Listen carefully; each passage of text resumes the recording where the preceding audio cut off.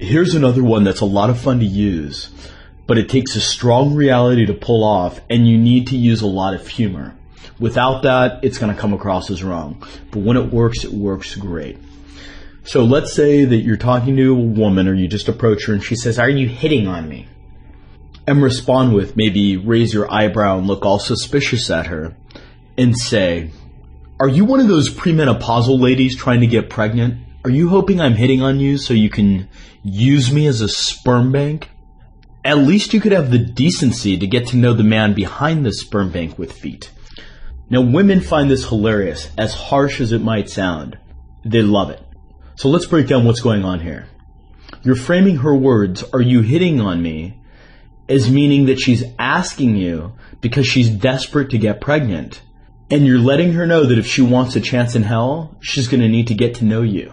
She's going to have to engage you. Or she's not going to be able to get within 100 feet of your sperm. Of course, this sets the metaframe that you're the prize she's trying to win over.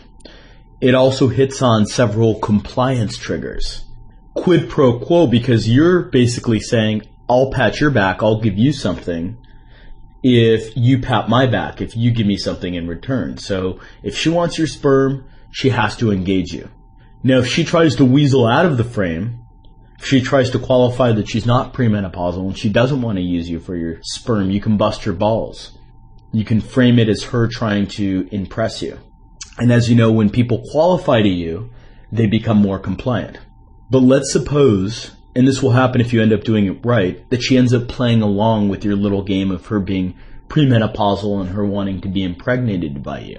If she plays along and acts like she does want to be impregnated by you, there's a lot of commitment and consistency involved.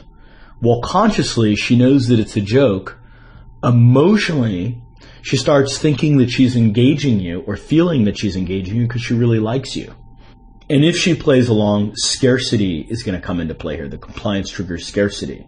By her jumping through hoops, having to engage you for your supposed sperm, it's going to make you more valuable in her eyes. And quite possibly the fact that you're telling her that she can't just have your sperm, she has to earn it. You're taking away a freedom from her. Okay, that's going to make her more compliant. And that's going to up your prizability in her eyes. This also hits on a couple primitive emotions. In the case that she qualifies to you, it's going to evoke the primitive emotion of feeling of needing your validation. She's going to want to be validated as not being a premenopausal woman who wants to use you as a sperm bank with feet. In the case that she does play along, you're going to evoke the primitive emotion discontent. You've created an obstacle between her and her goal, namely getting your sperm. She has to jump through a hoop for it. You're also building the perceptual filter of comfort. You aren't forcing yourself on her. No.